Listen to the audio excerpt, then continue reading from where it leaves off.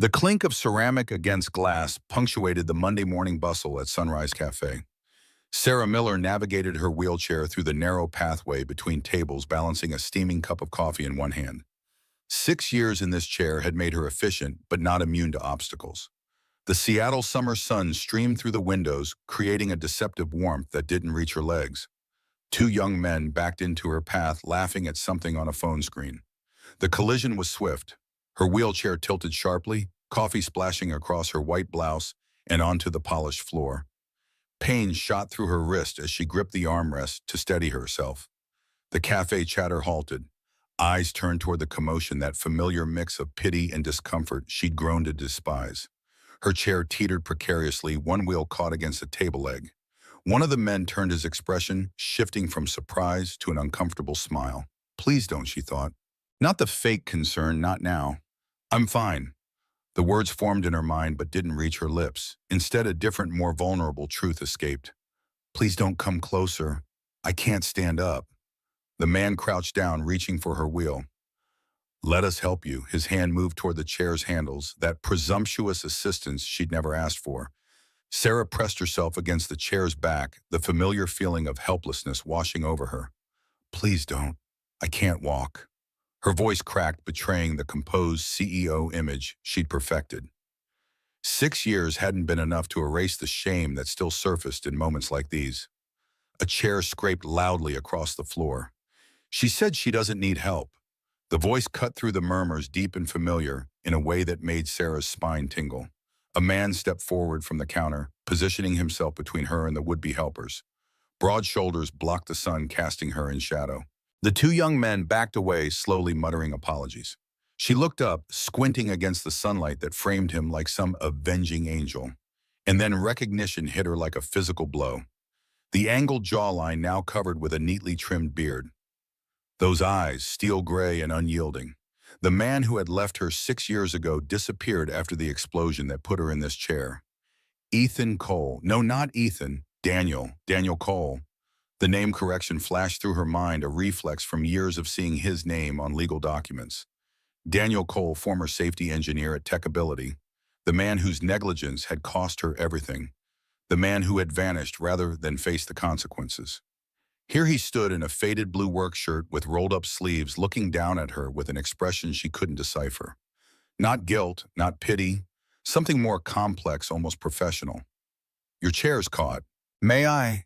She nodded, still speechless, as he knelt and with expert hands freed the wheel from its trap. The cafe slowly returned to its ambient noise, the spectacle apparently over. But for Sarah, the world had tilted on its axis. You're still here, she finally managed, the words coming out more accusation than question. I never went far at all, he replied, his voice steady, neither apologetic nor defensive. Before she could respond, a small tornado of energy burst between them. A little girl, perhaps 8 years old, with dark braided hair, and Daniel's gray eyes clutching a paper creation. Dad, I found the paper crane. The child's excitement contrasted sharply with the tension between the adults. I made it orange. My favorite color. Dad. The word echoed in Sarah's mind. This man, the one she'd blamed for 6 years, had a child, a life. While she had been rebuilding her company and adapting to her new reality, he had been, living normally, being a father. Daniel straightened, placing a protective hand on his daughter's shoulder. This is Leah. His introduction was simple, but Sarah caught the warning in his eyes. Don't say anything to hurt her.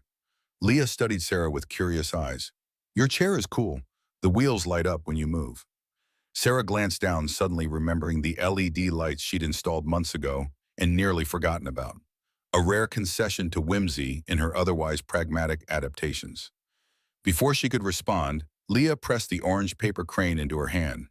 You can have this. Dad says giving gifts makes sad people happy. Are you sad? Daniel started to intervene, but Sarah closed her fingers around the delicate paper. Thank you, Leah.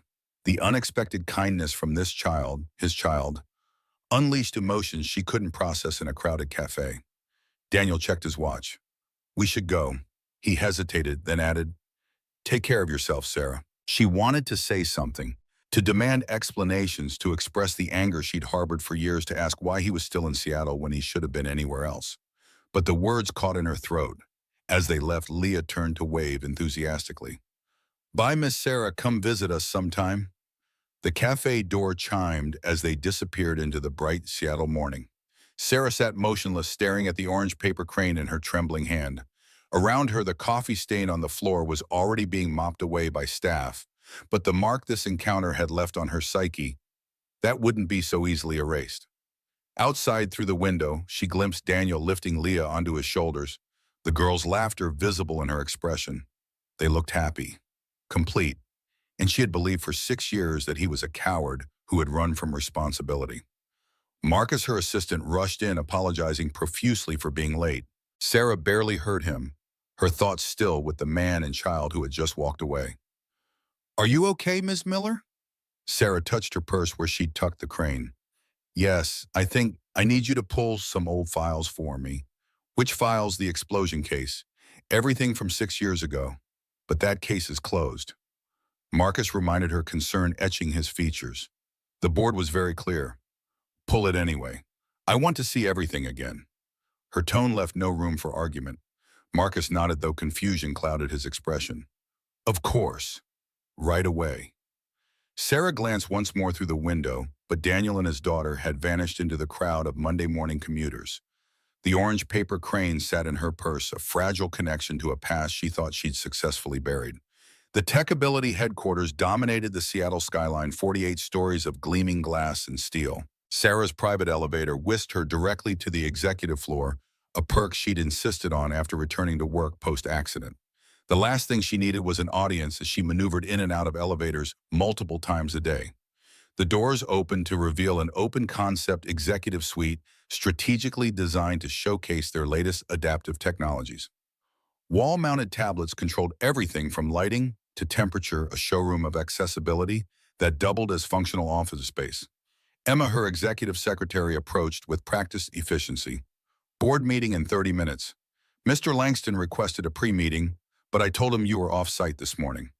Sarah nodded, grateful for the buffer. Robert Langston, her VP of Operations, had been increasingly persistent about strategic realignments. Corporate speak for the power grab he'd been orchestrating since her accident. Any messages from Dr. Bennett? Emma handed over a tablet. "He sent the latest mobility assessment reports this morning. Requested a call at your convenience."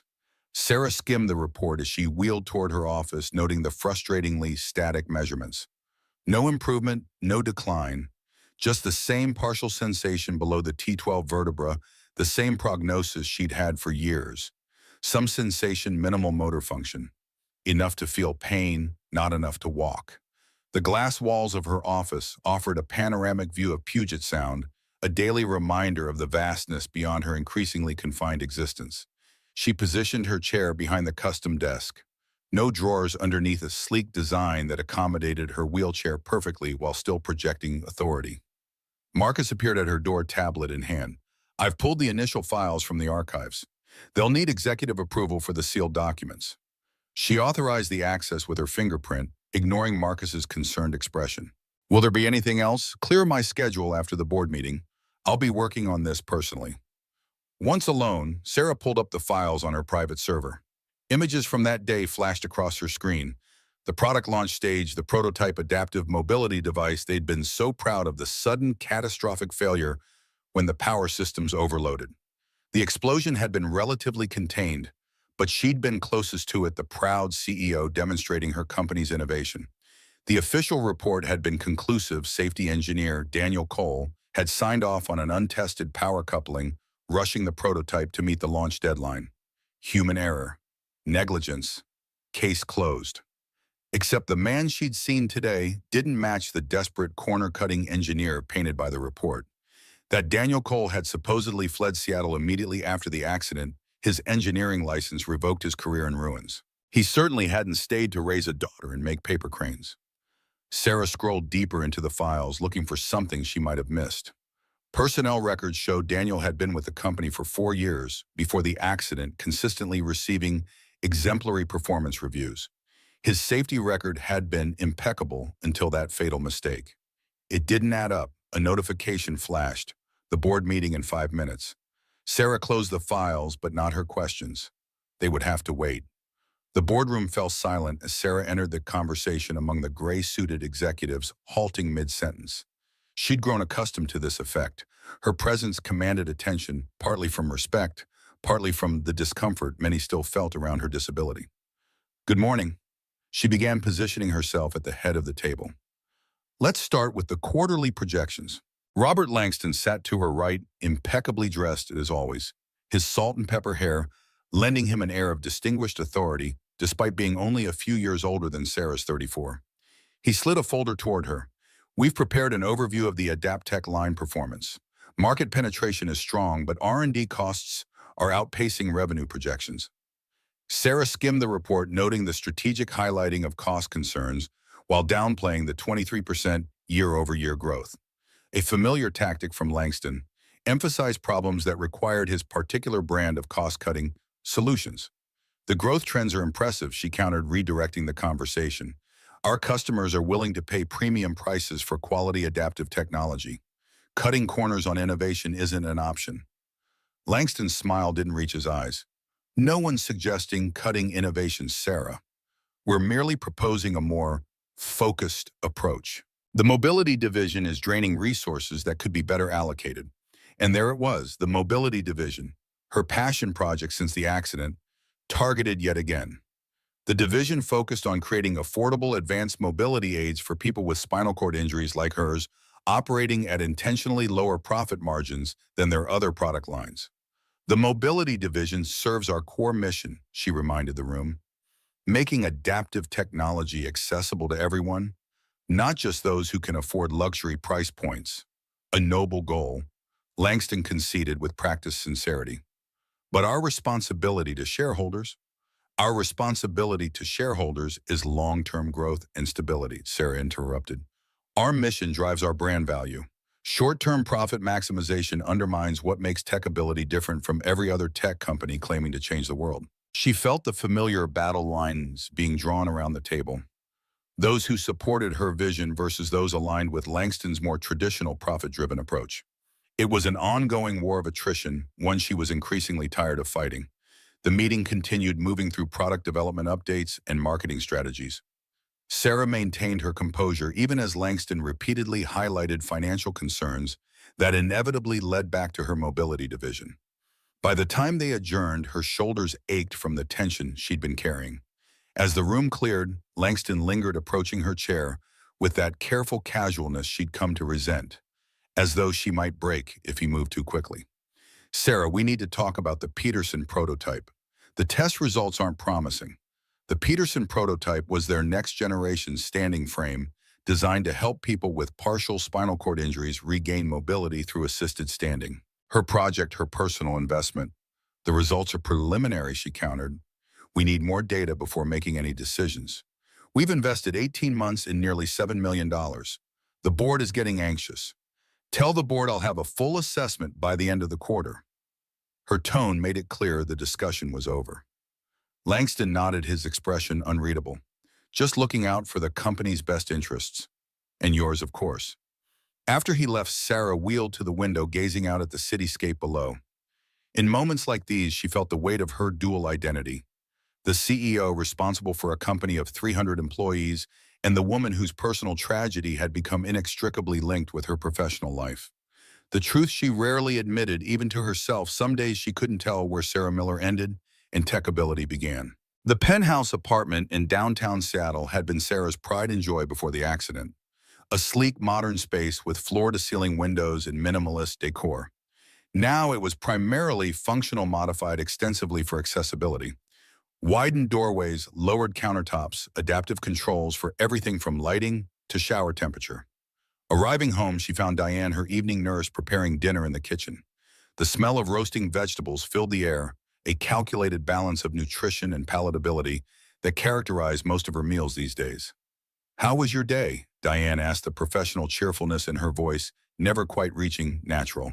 "Fine," Sarah replied automatically, the standard answer that required no elaboration. She wheeled to the living room where floor-to-ceiling windows offered a spectacular sunset view over Elliott Bay. Orange and purple streaked across the sky, reminding her of the paper crane now sitting on her desk at work. Had it really only been that morning that she'd encountered Daniel Cole and his daughter? It felt like days had passed. Dinner will be ready in 20 minutes. Diane called. Do you want to eat at the table or in the living room? I'll be in my office. Just bring it there. Sarah's home office was the one room that remained largely unchanged from before the accident. The same mahogany desk, the same leather chair. Unused now, but kept as a reminder of the woman she'd been. Only the addition of specialized computer equipment and the cleared space for her wheelchair marked the passage of time. She pulled up the company files she'd transferred to her private server, diving deeper into the accident investigation. Something about seeing Daniel today had awakened a nagging doubt she couldn't shake. The official narrative had been so clean, so convenient. Perhaps too convenient. She found the witness statements from that day. Technicians, audience members, first responders, dozens of accounts of the chaos following the explosion. She scanned for Daniel's statement, finding only a brief formal acceptance of responsibility, dated 3 days after the accident. Nothing about his immediate actions after the explosion. Sarah searched further, looking for security footage. The product launch had been heavily documented, with multiple camera angles capturing the demonstration and subsequent disaster. She'd never watched these videos, had actively avoided them during her recovery. Now she steeled herself and pressed play. The footage showed her younger self standing proudly beside the prototype, explaining how the mobility assistance device would revolutionize independence for people with partial paralysis. The irony wasn't lost on her. Then came the explosion, smaller than she'd remembered, but violent enough. Smoke, confusion, people rushing in different directions. She watched herself crumple to the ground, debris from the shattered prototype falling around her. And there, pushing through the crowd toward the stage, Daniel Cole. Not running away, but running toward the danger. The camera angle changed, showing him reaching her side, checking her vital signs, shouting orders to the panicked staff. He stayed beside her until paramedics arrived, then helped evacuate others with minor injuries. Sarah paused the video, her hand trembling over the controls. This didn't align with the narrative she'd been told. That Daniel had disappeared, immediately a guilty man fleeing a responsibility. The timestamp showed him on site for nearly 2 hours after the explosion, leaving only after all injured parties had been transported to hospitals. She dove deeper into the files, finding email correspondence between legal department heads in the days following the accident. Corporate counsel had been concerned about liability, about potential lawsuits from injured attendees, about shareholder panic if fault lay with the company rather than an individual. One name appeared repeatedly in these discussions: Robert Langston, then head of operations security, pushing for a quick resolution that protected the company's interests. A knock at the door interrupted her investigation. Diane entered with a tray, setting it carefully on the desk. You should eat while it's warm, she advised, glancing with concern at the images frozen on the screen. Thank you, Diane. That's all for tonight. Are you sure your evening stretches I'll manage? Sarah insisted. Please, I need some privacy tonight. After Diane reluctantly departed, Sarah turned back to the files, barely touching her dinner. Something wasn't adding up. The documented timeline contradicted the official story. Daniel hadn't fled. He'd stayed until the end, helping others. So why had he disappeared afterward? Why had he accepted blame so readily? She found a separate file containing the settlement agreement. Daniel had signed a document accepting full responsibility in exchange for what not financial compensation. The agreement specified only that Tech Ability would not pursue legal action against him personally, a peculiar arrangement that benefited the company far more than Daniel. Sarah sat back processing this information. For 6 years, she'd carried anger toward this man, believing he had destroyed her life and then run away.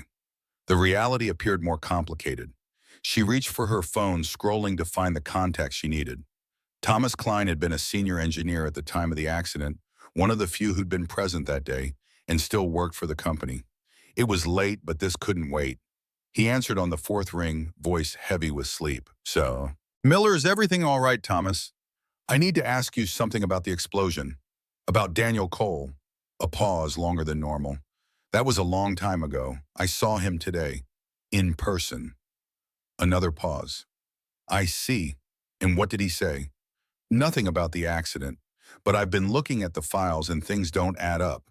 The footage shows him helping after the explosion, not running away. Thomas sighed, the sound heavy with something beyond mere tiredness.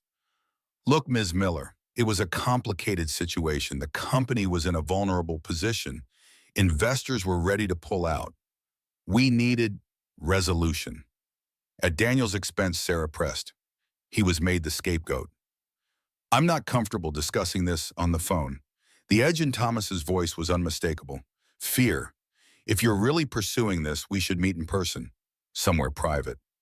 Tomorrow morning, Sarah agreed. My office, 7 a.m. After hanging up, Sarah turned back to the screen, to the frozen image of Daniel kneeling beside her unconscious form, his face set in determined concentration as chaos erupted around them.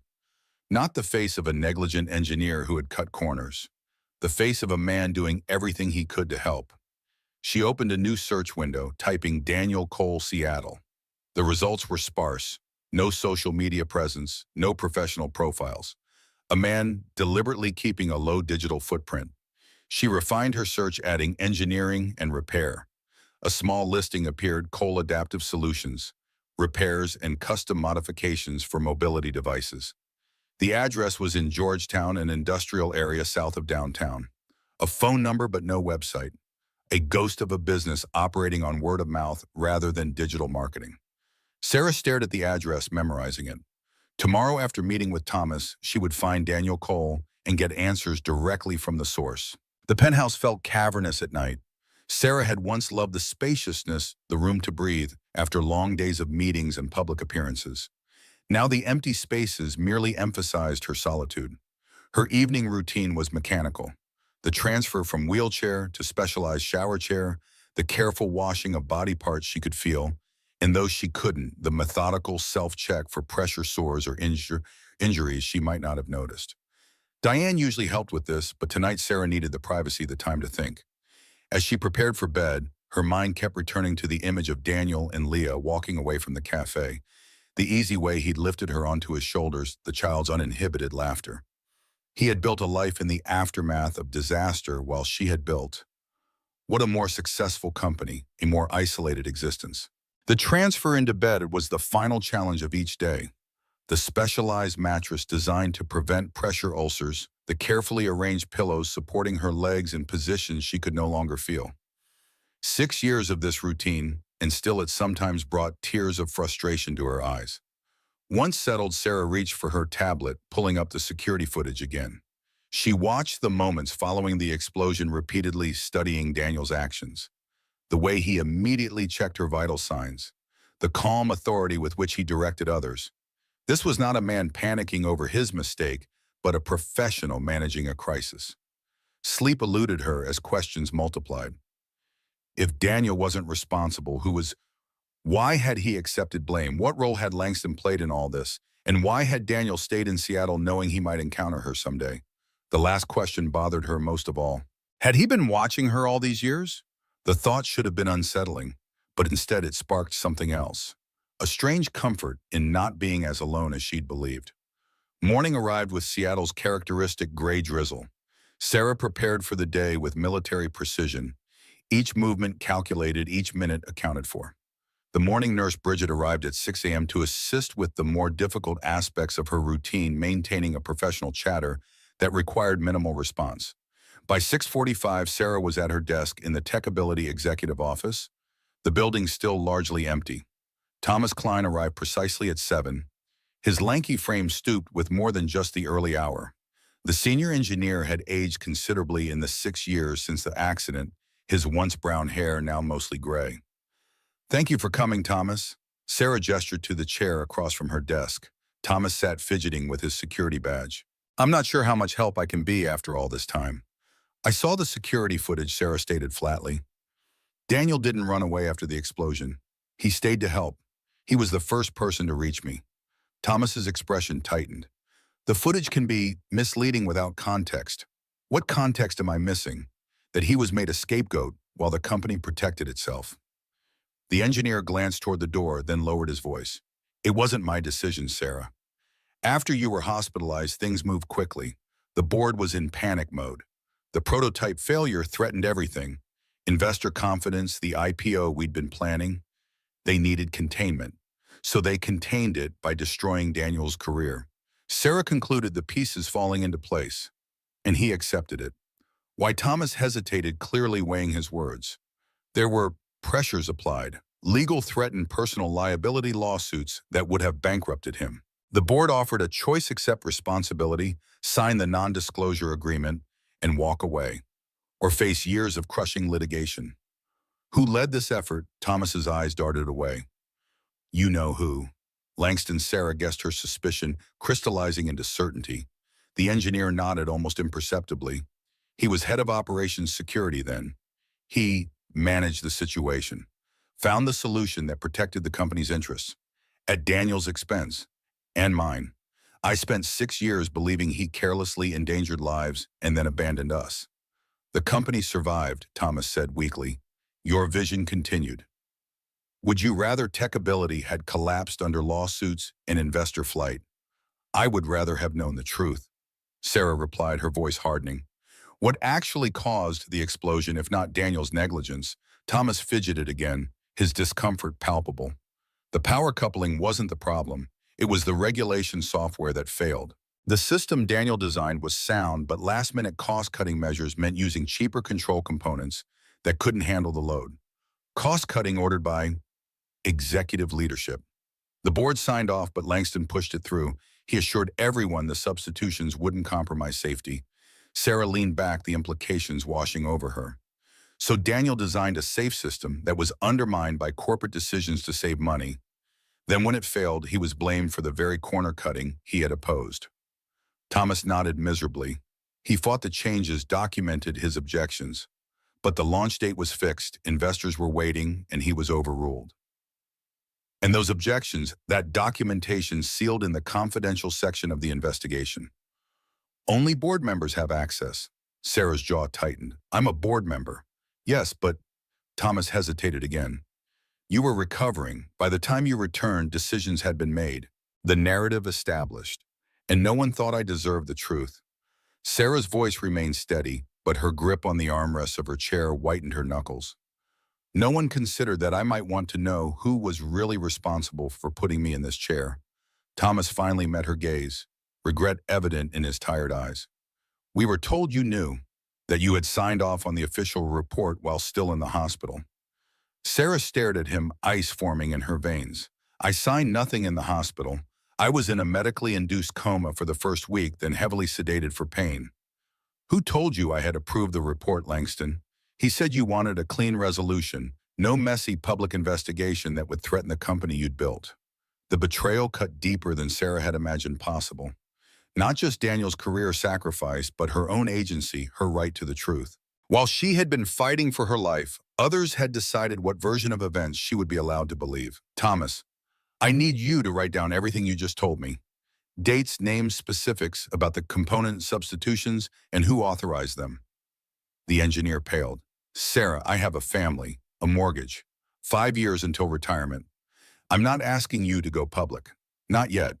But I need documentation, corroboration of what I've found. Her expression softened slightly. I'll protect you, Thomas. You have my word. After a long moment, Thomas nodded reluctantly. He pulled a small notebook from his pocket and began writing, his hand visibly trembling. Sarah watched him, her mind already racing ahead to her next move, finding Daniel Cole and hearing his side of the story. Georgetown's industrial district existed in stark contrast to the gleaming downtown towers of Techability. Warehouses and workshops lined streets where artistic graffiti competed with weather-worn signs. Sarah's driver, Michael, navigated the Tesla adaptive van through narrowing streets, his expression betraying his confusion at their destination. Are you sure this is the right address, Ms. Miller? Yeah, Sarah confirmed, checking the location on her phone again. That building with the blue door. The workshop occupied the ground floor of a converted warehouse, the faded sign reading, Cole Adaptive Solutions, nearly invisible against the weathered brick. No flashy advertising, no corporate branding, just a simple statement of purpose. Michael helped her navigate from the van to the sidewalk, the wheelchair-accessible ramp, clearly a recent addition to the old building. I'll wait here, he offered, eyeing the neighborhood warily. This might take a while, Sarah replied. I'll call when I'm ready. The workshop door wasn't automatic, another reminder of the gulf between her corporate world and this place.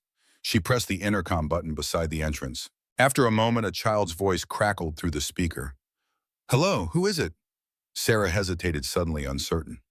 It's Sarah Miller. I'm looking for Daniel Cole. Silence, then the excited voice again. It's the wheelchair lady from the cafe.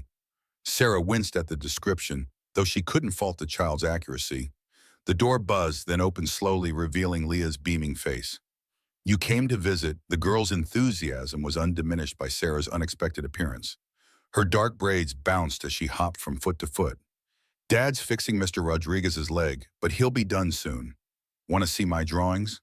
Before Sarah could respond, Leah was already holding the door wider, revealing a spacious workshop beyond. Despite her reservations, Sarah wheeled herself inside, curiosity overtaking caution. The interior surprised her. She had expected something cramped and makeshift, but instead found a well-organized space divided into work areas. One section held tools and mechanical equipment, another computer stations with design software, and a third appeared to be a testing area with various mobility devices. Daniel stood at a workbench, his back to the door, focused on what appeared to be a prosthetic leg. He wore safety glasses and worked with the precise movements of someone completely absorbed in their task. He hadn't noticed her arrival yet. Leah skipped ahead, tugging at her father's shirt. Dad, the lady from the cafe is here. The one with the cool wheelchair. Daniel turned surprised, registering briefly before his expression settled into something more guarded. He removed his safety glasses, setting down his tools carefully. Sarah, this is unexpected. The formal distance in his voice contrasted sharply with Leah's excitement, creating an uncomfortable dissonance. Sarah straightened in her chair, summoning the executive presence that had served her through countless difficult meetings. I think we need to talk about what really happened 6 years ago. Daniel's gaze flicked to Leah, then back to Sarah. His jaw tightened. Leah, honey, why don't you go work on your homework in the office? I need to speak with Ms. Miller privately. But I wanted to show her my drawings, Leah protested, clearly disappointed. Later, Daniel promised, his tone gentle but firm. This is grown-up talk. After Leah reluctantly disappeared through a side door, Daniel turned back to Sarah, crossing his arms. You've never wanted to talk before. 6 years of silence, and now you show up at my workshop. I saw the security footage, Sarah said, not bothering with preliminaries. You didn't run away after the explosion. You helped. You were the first person to reach me. Something flickered in Daniel's eyes. Surprise, perhaps, that she had discovered this. Of course I helped. That's what anyone would do, not according to the official story. According to that, you were a negligent engineer who endangered lives and then disappeared to avoid consequences. Daniel's expression hardened. Is that why you're here, to remind me how I ruined your life? I'm here because after 6 years of hating you, I discovered you might not be the villain. I thought the power coupling wasn't the problem, was it? It was the regulation software compromised by cheaper components that you objected to. Daniel stared at her, clearly caught off guard by her knowledge. When he spoke again, his voice was quieter. How did you find out I started digging after seeing you yesterday? Security footage, witness statements, engineering reports. Thomas Klein filled in some gaps this morning. Thomas, Daniel repeated, a hint of bitterness in his tone. Always the company man. Did he tell you who ordered the component substitutions? Langston, Sarah confirmed. With board approval? Approval I apparently gave while unconscious in the hospital. Daniel let out a humorless laugh. That's a new one. They told me you'd reviewed the evidence and believed I was responsible. That's why I never... He stopped himself, shaking his head. It doesn't matter now. It matters to me, Sarah insisted, wheeling closer. They lied to both of us, Daniel. They used your guilt, my injury, to protect themselves. And what do you expect me to do about it now? Daniel challenged, his composure cracking slightly. The damage is done. My engineering license is gone. He gestured vaguely toward her wheelchair, unable to complete the sentence. I want the truth, Sarah stated simply. All of it. Why did you agree to take the blame? Why stay in Seattle where you might run into me? Why not fight back? Daniel was quiet for a long moment, considering her questions. Finally, he moved to a nearby stool, sitting down so they were at eye level. A courtesy Sarah rarely received and appreciated more than she could express. They gave me a choice, he began, his voice steady but weighted with old pain. Accept responsibility, sign their agreements, walk away quietly, or face personal liability lawsuits that would have bankrupted me and dragged on for years. The company lawyers made it very clear if Techability went down, they'd make sure I went down harder. Sarah nodded, Thomas's account confirmed.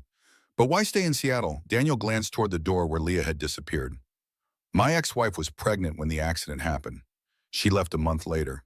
Couldn't handle being associated with the man responsible for injuring the famous Sarah Miller. Moved to Portland, had the baby tried to start over. He paused, the memory clearly painful. 2 years later, she decided parenthood wasn't for her either. Showed up one day, dropped off Leah in a suitcase, and disappeared to Europe with her new boyfriend. I'm sorry, Sarah said, meaning it, despite her lingering confusion. But that doesn't explain why you stayed here where people knew your name, your history. Daniel's gaze was direct now, challenging. I stayed because 47 people were injured that day. People who might need help that the fancy tech ability products were too expensive to provide. He gestured around the workshop. I couldn't be an engineer anymore, but I could still fix things. Adapt them. Make them affordable for people who got left behind by companies like yours. The implied criticism stung, but Sarah couldn't dispute it. Tech Ability's products, while innovative, were priced for insurance companies and wealthy individuals. Her mobility division was trying to change that, but progress had been slow, constantly undermined by profit concerns. She looked around the workshop with new eyes, noting the various mobility devices in different stages of repair or modification. These weren't high-tech, cutting-edge solutions like Tech Ability produced, but practical, accessible adaptations of existing technology. How do you fund this? She asked, genuinely curious. The non-disclosure agreement prevented you from working in the field. I repair things, Daniel explained with a shrug. Toasters, microwaves, car electronics, cash business under the radar. The adaptive work I do at cost or free, depending on what people can afford. Sarah's business mind calculated quickly, a precarious existence at best. Yet there was dignity in what he had built, a purpose that resonated with her own original vision for Tech Ability before investor demands and market pressures had compromised it. Did you ever think about contacting me? Telling me your side? I tried once, Daniel admitted. About a year after the accident. Sent a letter explaining everything. I assume your people intercepted it. Sarah's jaw tightened, another betrayal to add to the growing list. Very likely. An awkward silence fell between them, 6 years of misunderstanding and separate paths creating a gulf neither quite knew how to bridge. Sarah found herself studying Daniel's face, noting the new lines around his eyes, the streak of premature gray at his temple, physical manifestations of stress and hardship she had unknowingly contributed to. Before either could speak again, the side door opened and Leah bounded out, unable to contain herself any longer. Are you done with grown-up talk? Can I show her my drawings now? Daniel's expression softened immediately, the transformation remarkable. Not yet, honey. Why don't you work on your science project a little longer? Instead of retreating, Leah approached Sarah's wheelchair, her curiosity evident. What happened to your legs? Did they get hurt in the accident? Dad feels bad about. Daniel tensed. Leah, that's not appropriate to ask. But Sarah raised a hand. It's okay. She looked at the child directly. Yes, my spine was injured in an accident. That's why I use this chair to get around. Does it hurt? Leah asked, her young face serious with concern. Sometimes Sarah answered honestly. But mostly my legs just don't work the way they used to. Leah considered this thoughtfully. Dad fixes things that don't work right. Maybe he could fix your chair to make it better. The innocent suggestion brought an unexpected lump to Sarah's throat. Your dad is very good at fixing things, I can tell. The best, Leah agreed enthusiastically. He's making a special leg for Mr. Rodriguez that has lights in it like your wheelchair. And he's working on a secret project that helps people stand up when they can't walk good. Leah. Daniel interrupted, his tone sharper than before. That's enough. Go finish your homework, please. The girl pouted, but complied, disappearing back through the side door. Daniel turned to Sarah, his expression apologetic. She doesn't understand the situation. Secret project? Sarah questioned, her interest piqued despite herself. Daniel hesitated, then sighed. It's nothing. Just an adaptation of existing standing frame technology, more affordable for people without premium insurance. May I see it? After a moment's consideration, Daniel nodded reluctantly. He led her to the back of the workshop where a partially assembled frame stood. Unlike the sleek, high-tech appearance of Tech Ability's Peterson prototype, this device was utilitarian, built from repurposed materials and modified parts. It's basic, he explained almost defensively. Uses counterweights and mechanical assistance rather than expensive motorized components. The support system distributes weight more effectively than standard models, allowing for longer standing periods with less fatigue. Sarah examined it with a professional eye, recognizing both the limitations and the ingenuity of the design. "You've solved the lateral stability issue we've been struggling with," she noted, genuinely impressed. "Our engineers have been working on that for months. Sometimes simpler is better." Daniel replied, a hint of pride breaking through his caution. "The problem with most standing frames is they focus on the technology, not the person using it. I start with the human need, then build around it." Sarah nodded, a philosophy she had once championed herself before market demands complicated her vision. "How far along is it functional prototype stage?" "Still needs refinement, especially in the transfer mechanism." Daniel hesitated, then added, "I've been testing it with a former TechAbility employee, Maria Vasquez. She had a similar injury to yours." Sarah remembered Maria, an administrative assistant who had left the company after struggling to afford the very technologies they produced. The irony wasn't lost on her. The workshop door opened, interrupting their conversation. A middle-aged Latino man entered, moving with the distinctive gait of someone using a prosthetic leg. "Mr. Rodriguez," Daniel greeted him, shifting smoothly back into professional mode. "Your adjustments are ready for fitting." The man nodded, then did a double take upon noticing Sarah. He clearly recognized her, though he tried to hide his surprise. Daniel performed the adjustments to the prosthetic with practiced efficiency, his hands moving with the precision of someone who deeply understood both the mechanical requirements and the human needs of his work. Sarah watched, struck by the difference between this intimate, personalized approach and the clinical product development at TechAbility. After Mr. Rodriguez departed, visibly more comfortable with his newly adjusted prosthetic, an uncomfortable silence descended again.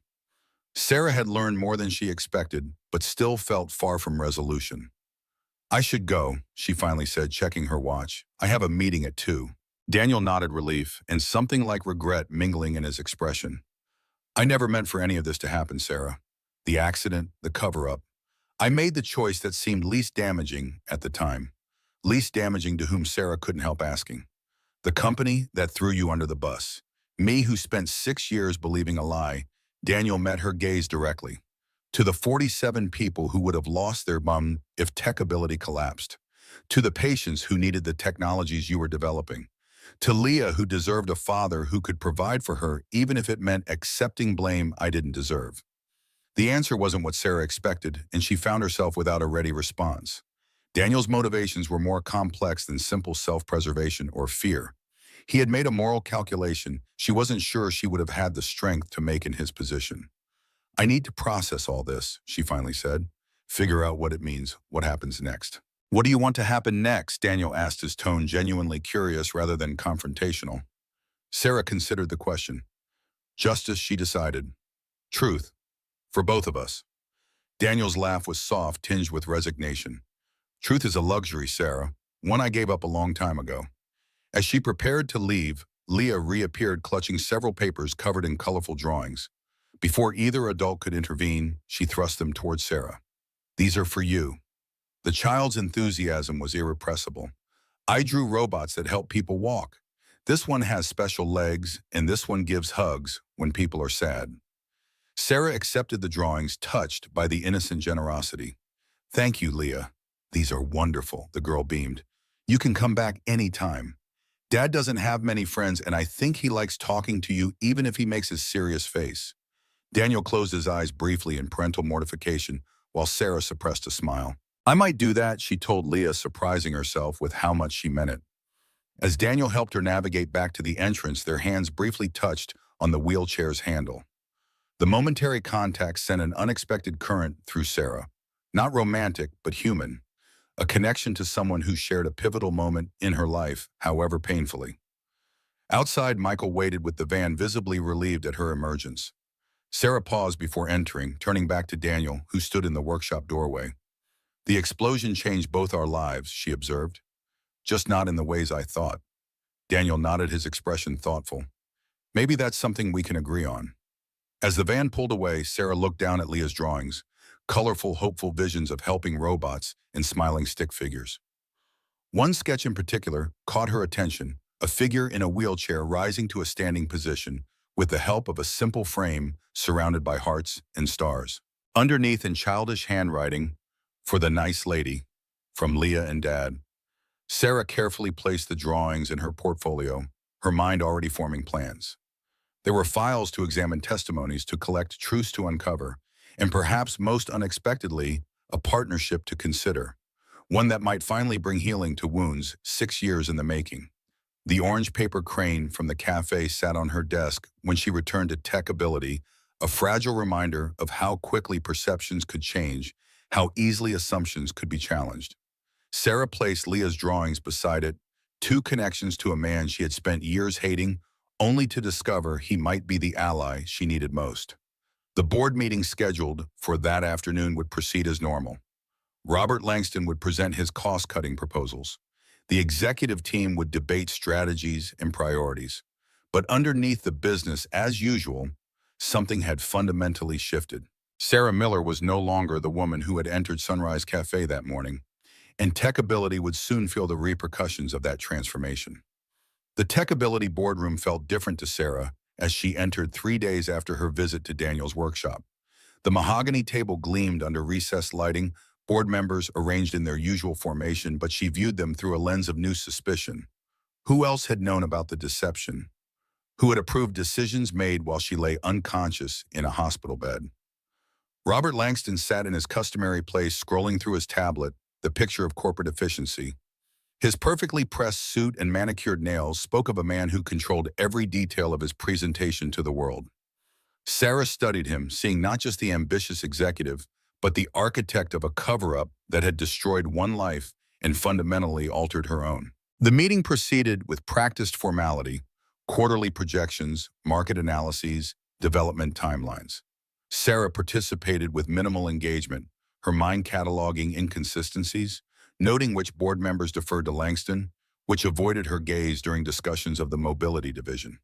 When the meeting concluded, she remained seated as others filed out a silent signal to Langston that she expected him to stay. He complied, his expression revealing nothing as the door closed behind the last departing member. "I've been reviewing some historical files," she began, keeping her tone conversational. "Specifically documentation relating to the product launch accident." Langston's micro-expression, a momentary tightening around the eyes, confirmed her suspicions before his features smoothed into practiced concern. "That's ancient history, Sarah. Is there something specific troubling you?" "Several things, actually. Like how the official report differs from witness statements, or how Daniel Cole apparently accepted blame without legal representation. Or most interestingly, how I supposedly reviewed and approved this report while in a medically induced coma." The accusation hung between them. Langston's fingers tapped once against the polished table, his only visible reaction. Those were chaotic days. Documentation procedures may have been abbreviated in the interest of resolving the crisis quickly. That's a creative way to describe fraud and corporate cover-up. Langston leaned forward, voice lowered as though sharing a confidence. "The company was on the brink, Sarah. Investors were fleeing. The board had to make difficult decisions to protect everything you'd built. By sacrificing Daniel Cole, he was responsible for safety protocols. The explosion occurred in a system under his supervision. The explosion occurred because you ordered cheaper components against his documented objections." Sarah corrected, watching surprise flicker across his face at her knowledge. "Components that failed exactly as he predicted they would." Langston recovered quickly, shifting strategies. "The board approved those modifications collectively. Cost control measures were necessary to meet production deadlines. And when it all went wrong, you needed someone to blame. Someone who wasn't on the board, who couldn't threaten your position." His expression hardened. "We did what was necessary for the company's survival. For your company, Sarah. While you were recovering, we held everything together. By destroying an innocent man's career and lying to me for 6 years." She wheeled closer, voice dropping. "Did you intercept his letter too? The one he sent me a year after the accident?"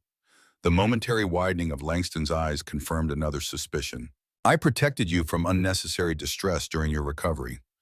Cole was looking for sympathy, maybe financial compensation. It would have complicated your healing process." "You had no right." "I had every right," Langston snapped, composure cracking. "I was acting COO while you learned to live in that chair. Every decision I made preserved this company. Your legacy.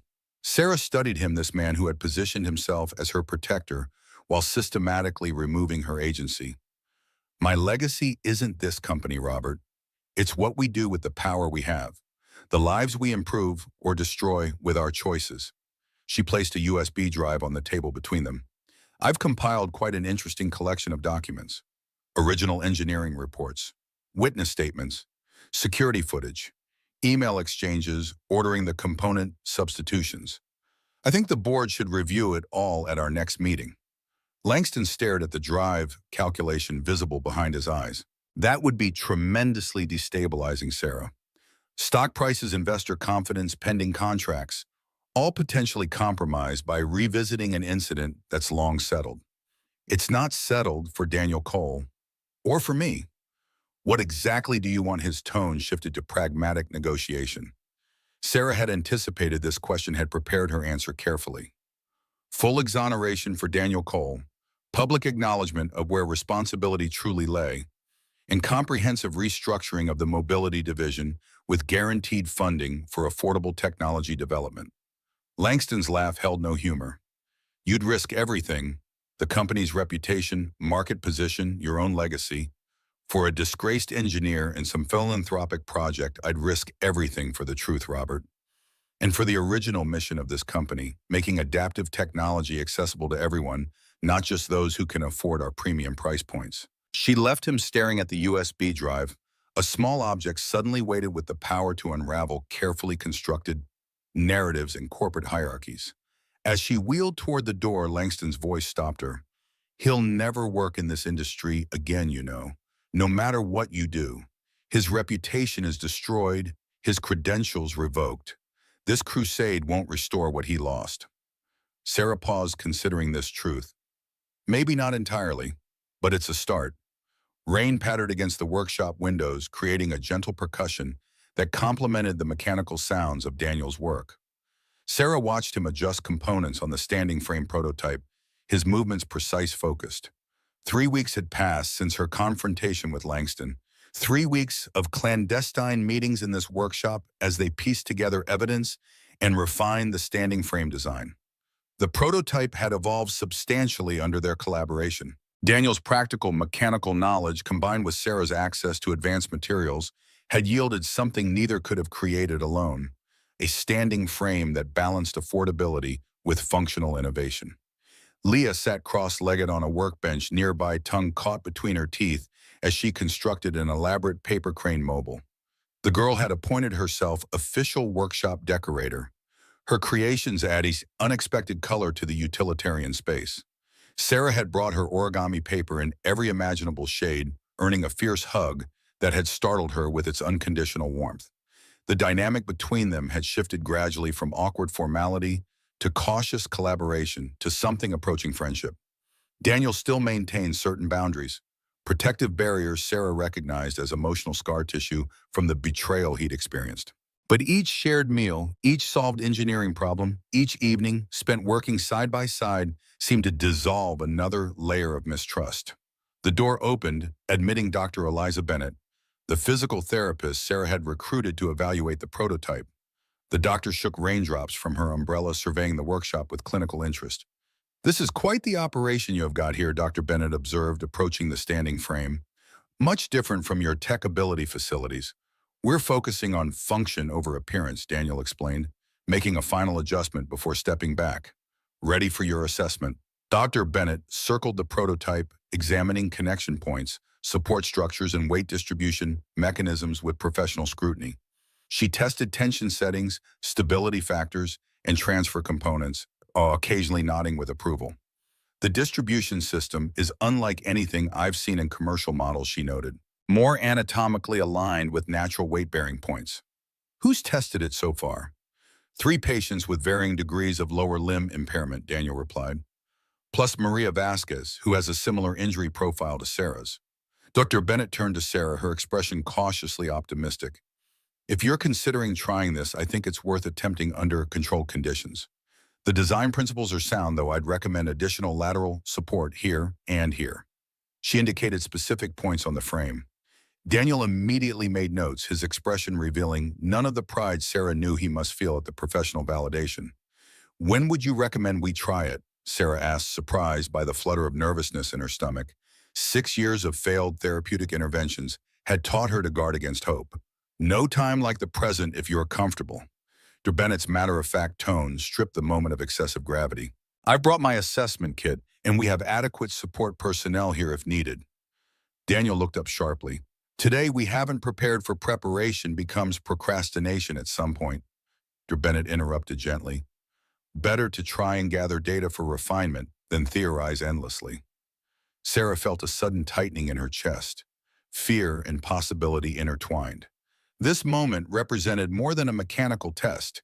It was the convergence of her past and potential future facilitated by the man she had spent years blaming for her condition.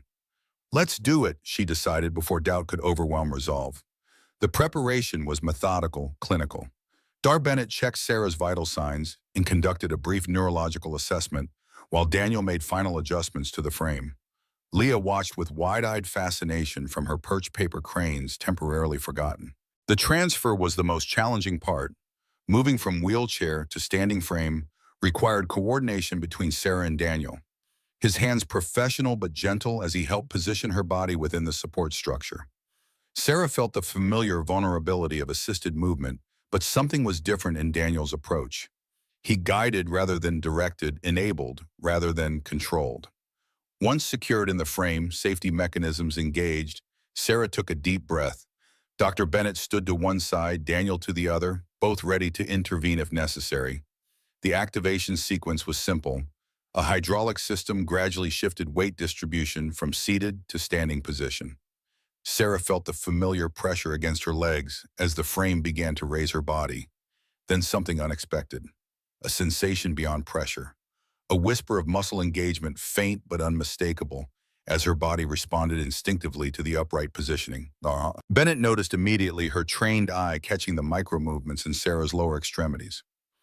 You're getting proprioceptive feedback, she observed, professional detachment giving way to excitement. Your nervous system is recognizing the standing position. Daniel adjusted a support setting, enabling more natural weight distribution. Is it painful? No, Sarah replied. Wonder coloring her voice. It feels right, like waking up something that's been asleep too long.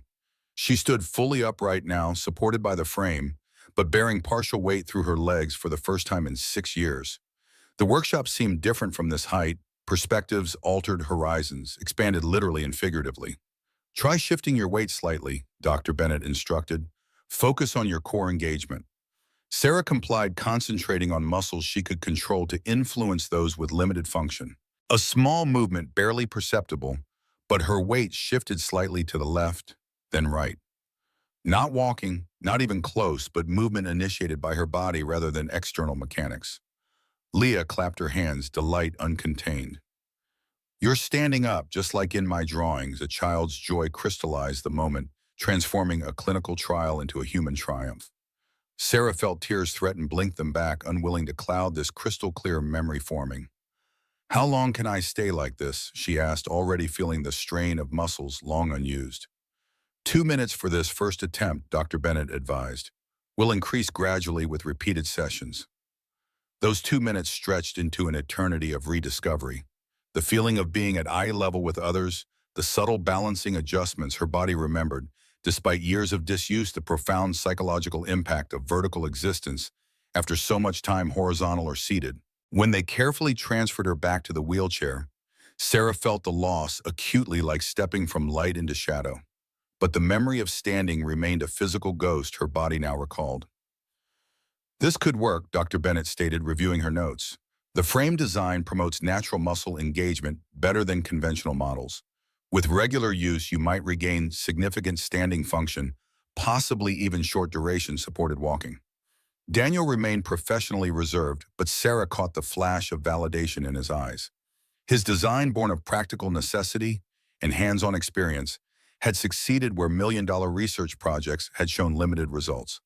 We'll need to establish a regular therapy schedule, Bennett continued, 3 times weekly minimum with progressive duration increases. I can come to your clinic, Sarah began, but Daniel interrupted. The frame stays here for now.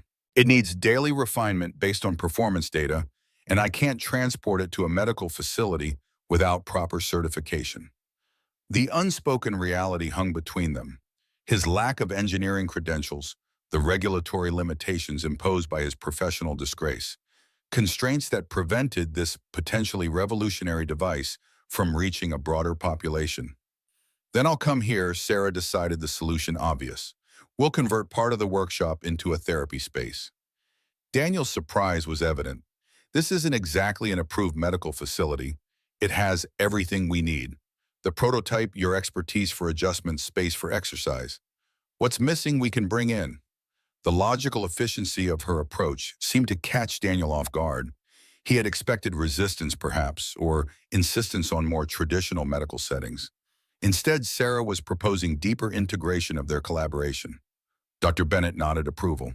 I can supervise initial sessions and train both of you on proper protocols.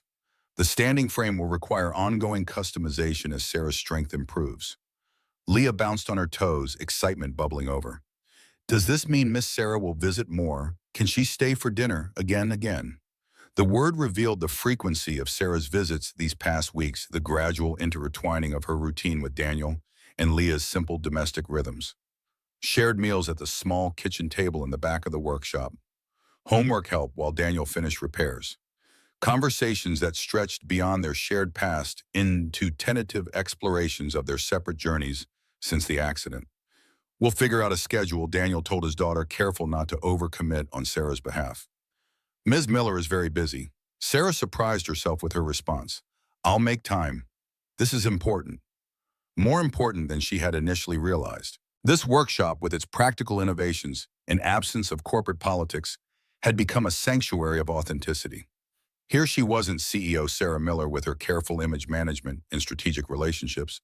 She was simply Sarah working toward a tangible goal with people who valued function over appearance, substance over status. As Dr. Bennett departed with promises to return for the first official therapy session, Daniel began cleaning up the workspace, his movements containing unspent energy. Sarah recognized the signs of emotional suppression. She had mastered similar techniques during her early rehabilitation. You're not saying something, she observed, calling him out directly. What is it? Daniel hesitated, organizing tools with unnecessary precision. This prototype, it's showing real promise. Better results than I expected. That's good, isn't it? It is. He lined up wrenches in descending size order, still avoiding her gaze. But it highlights the problem. This design could help thousands of people with incomplete spinal injuries.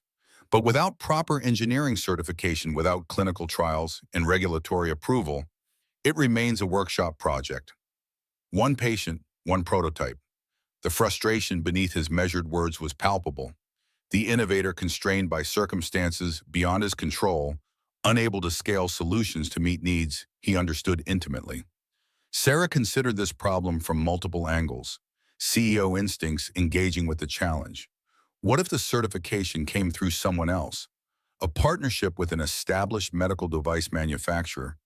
Daniel's laugh held no humor. No reputable company would touch anything associated with Daniel Cole, the engineer who nearly killed Sarah Miller. The liability concerns alone would kill any potential partnership. What about a partnership with Techability? The words emerged before Sarah had fully processed their implications. My company has the certification, manufacturing capability, and distribution networks. Your design provides the innovation. The wrench Daniel was holding clattered to the workbench. You can't be serious. After everything Langston and your board did to bury me, you think they'd approve a collaboration? They might not have a choice, Sarah replied, the outline of a strategy forming in her mind. Especially if the alternative is a public revelation of exactly what happened 6 years ago. Daniel stared at her, comprehension dawning. You're planning to use the evidence we've gathered as leverage. Force them to support the project or face exposure. I prefer to think of it as corrective negotiation, creating proper incentives for ethical corporate behavior. The corner of Daniel's mouth twitched, almost a smile quickly suppressed. And if this negotiation fails, if Langston calls your bluff, then I'm prepared to go public with everything, Sarah stated simply. My company's reputation may suffer temporarily, but will recover. The truth matters more than quarterly projections. Daniel studied her with newfound intensity, as though seeing her clearly for the first time. The Sarah Miller I knew 6 years ago would never have risked her company's market position like this. The Sarah Miller you knew died in that explosion, she replied, surprising herself with the raw honesty. Who I am now? I'm still figuring that out. But I know I can't keep building a future on a foundation of lies. Leah interrupted their moment of connection, proudly displaying her completed mobile, a cascade of orange and blue paper cranes suspended in graceful formation. Dad, can we hang this in the therapy corner? For Miss Sarah Daniels' expression softened as he looked at his daughter's creation. I think that's a perfect place for it. As he helped Leah install her artwork in the designated therapy space, Sarah observed their interaction, the easy affection between them, the patient way Daniel explained basic physics principles while they balanced the mobile. This man whom she had demonized for years had built something precious from the wreckage of his professional life. Sarah's phone buzzed with a notification, Marcus reminding her about tomorrow's executive meeting where Langston would present his latest strategy for optimizing the mobility division. A meeting where Sarah planned to introduce her counterproposal backed by the evidence she'd compiled and the prototype results she'd experienced firsthand. Two worlds colliding, the corporate boardroom with its power dynamics and market considerations versus this workshop with its practical solutions and human focus. Sarah was increasingly certain which world held more authentic value. The storage room at TechAbility headquarters had been converted into an impromptu situation room, walls covered with timeline charts and evidence summaries. Sarah had recruited a small trusted team, Marcus, her assistant, Judith Chen from legal, and Thomas Klein, the engineer whose testimony had started this investigation. They worked late into the evening, preparing for tomorrow's confrontation with methodical precision.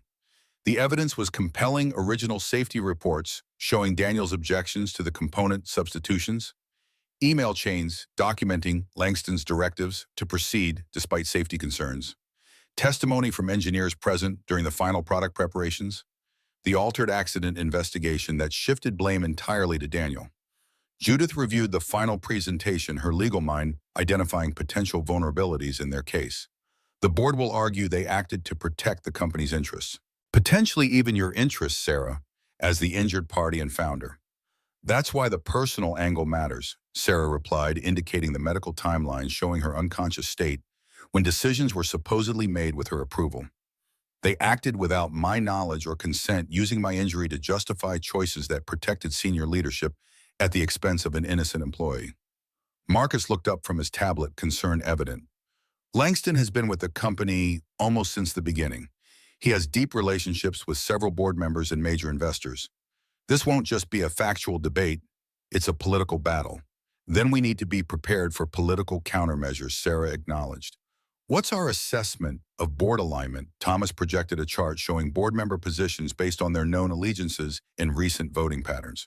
We estimate 4 members firmly in Langston's camp, 3 potentially aligned with you, and 2 swing votes who could go either way depending on the evidence and perceived risk to company value.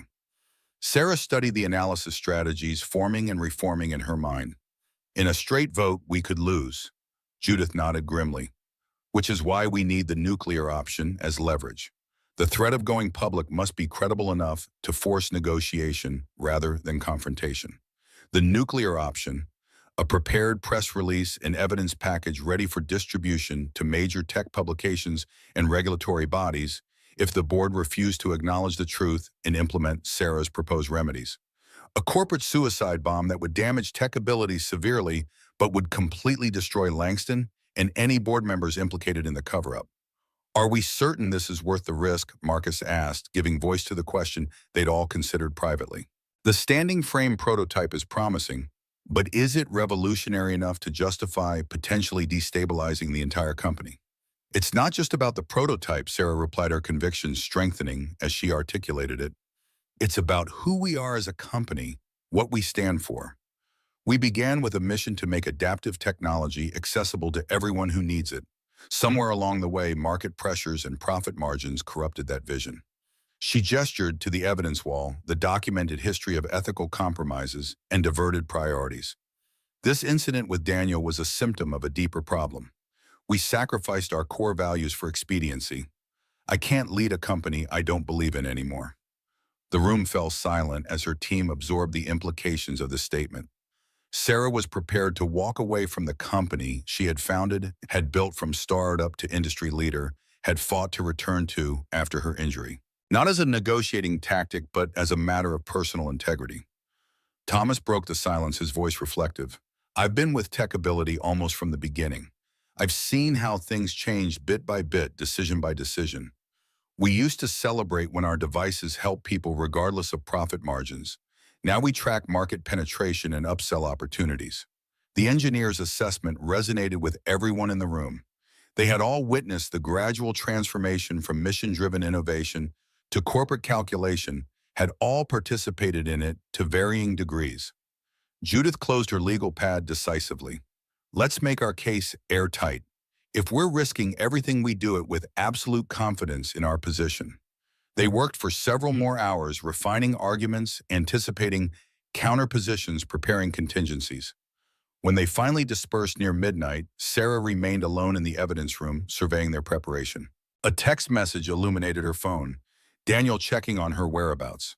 She had been spending enough evenings at the workshop that her absence was notable. Still at the office, she replied, preparing for tomorrow. His response came quickly. Don't forget why you're doing this. Not just for professional vindication. For all the people who need these technologies but can't afford them. The reminder centered her cutting through strategic complexities to the core purpose. She had experienced it herself during their prototype testing. The profound impact of accessible innovation, the dignity restored through practical solutions. I remember, she texted back. That's what matters most. Morning light filtered through the boardroom windows, illuminating dust motes that danced in the air, like anxious thoughts made visible. Board members filed in, conversations hushed as they noted the unusual setup. Presentation materials at each seat, Marcus positioned by the door controlling access, Judith Chen's presence, signaling legal implications. Langston entered last, his customary confidence, momentarily shaken by the unexpected scenario. He recovered quickly, taking his seat with practiced nonchalance. I see we have quite the production today. Something I should have been briefed on. Perhaps Sarah met his gaze directly. Today's discussion required comprehensive preparation. I believe in giving everyone equal access to the information before asking for decisions. Her calm demeanor clearly unsettled him. Langston had expected emotional confrontation, had prepared for it. This methodical, strategic approach represented a threat he hadn't anticipated. The meeting began with standard procedural matters, Sarah allowing the familiar corporate rhythm to establish itself before introducing disruption. When the agenda reached the mobility division discussion, she took control of the narrative. For Robert presents his optimization strategy for the mobility division. I want to share some historical context that directly impacts our path forward. She activated the main screen displaying the timeline of events surrounding the product launch explosion 6 years earlier. Board members shifted, uncomfortably exchanging glances. This was ancient history in corporate terms, a settled matter they had no desire to revisit. Sarah continued, methodically presenting evidence of the component substitutions, the documented safety concerns, the altered investigation findings, and, most damaging, proof that her supposed approval had been fabricated while she was medically incapable of providing it. As the presentation progressed, reactions around the table evolved from annoyed impatience to concerned attention to visible discomfort. Several board members who had been present during the original incident avoided eye contact, clearly recognizing their complicity in accepting the manufactured narrative. Langston maintained remarkable composure until Sarah revealed the witness statements confirming his direct role in orchestrating the cover-up. At that point, his carefully constructed facade began to crack. This is a selective presentation of incomplete information. He interrupted, voice controlled, but tension evident in his rigid posture. Ancient history being reframed to support some personal agenda. Not ancient to Daniel Cole, Sarah countered. Not ancient to me. She turned to the board members directly. The decisions made in those chaotic days have had lasting consequences. For a dedicated employee whose career was destroyed, for the company's ethical foundation, and for my own understanding of what happened to me. She activated the final slide. Security footage showing Daniel helping victims after the explosion, directly contradicting the narrative of a negligent engineer fleeing responsibility. One board member, Ellen Winters, spoke up for the first time. Why bring this forward now, Sarah? What outcome are you seeking? The question was fair delivered without the defensiveness evident in some other board reactions. Sarah welcomed it as an opening for her proposal. 3 outcomes. First, formal exoneration for Daniel Cole, with company acknowledgement of where responsibility truly lay. Second, restoration of his engineering credentials through company advocacy with licensing boards. And third, she paused knowing this would be the most contentious point. Restructuring of the mobility division with guaranteed funding to develop affordable technology solutions based on innovations Daniel has continued creating despite our company's actions. Langston's laugh broke the tense silence. So that's what this is about. Your pet project getting special treatment, bypassing normal approval channels by manufacturing a corporate crisis. This crisis wasn't manufactured, Robert. Sarah's voice remained measured, her control in stark contrast to his increasing agitation. It was deliberately buried. By you. With apparent board complicity. Several board members stirred at this direct accusation. The chairperson, James Harrison, cleared his throat uncomfortably. These are serious allegations, Sarah, with potential legal implications for multiple parties, including the company itself. Precisely why I've prepared comprehensive contingency plans, she acknowledged. If the board chooses not to address this internally, I'm prepared to submit all evidence to appropriate regulatory bodies and media outlets. The threat hung in the air, its implications clear to everyone present. A public scandal involving fabricated documents, corporate cover-up, and exploitation of an injured CEO would devastate TechAbility's reputation and stock value. Langston recognized the trap closing around him. Corporate blackmail, he declared, appealing to the board's self-interest. She's threatening to damage all of us, destroy shareholder value, undermine years of growth, unless we capitulate to her demands. Not demands, Sarah corrected calmly. Remedies, for past wrongs and future direction. Ellen Winters studied the evidence summary before her legal training, evident in her methodical assessment. The documentation appears substantive. If even half of this is verifiable, we have significant exposure, legally, financially, and reputationally. Other board members began similar calculations, the initial impulse to dismiss giving way to risk assessment, damage control options, containment strategies. James Harrison addressed Sarah directly, his tone shifting from defensive to pragmatic. Your proposed remedies, particularly regarding this engineer, would require careful implementation to minimize legal exposure and market reaction. That's why Judith is here, Sarah replied, nodding toward her legal counsel. We've prepared implementation frameworks that protect the company while acknowledging truth and restoring justice. The discussion that followed was complex, multifaceted negotiation, rather than the confrontational showdown Langston had clearly expected. Board members engaged with the evidence, we asked pointed questions, and gradually aligned around a modified version of Sarah's proposal. Throughout this process, Langston grew increasingly isolated, his objections finding less traction as the tide turned toward resolution. When the formal vote came, supporting Daniel's exoneration, credential restoration, and conditional restructuring of the mobility division, only 2 board members sided with him. The outcome wasn't total victory. The funding guarantees for the mobility division were less substantial than Sarah had proposed, and the public acknowledgement of responsibility would be carefully worded to minimize legal exposure. But the essential elements remained intact, particularly those directly affecting Daniel's reputation and future. As the meeting concluded, board members departed with the shell-shocked expressions of people who had narrowly avoided disaster. Langston remained seated, staring at the evidence still displayed on his tablet.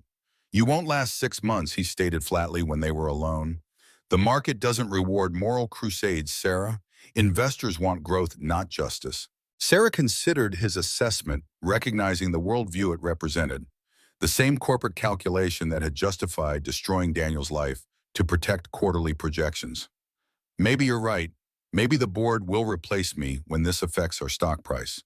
But I'll leave knowing I finally did what was right instead of what was expedient. Langston gathered his materials, defeat evident in every movement. He paused at the door, turning back with one final observation. You've changed. The Sarah Miller I knew would never have risked her company for principle.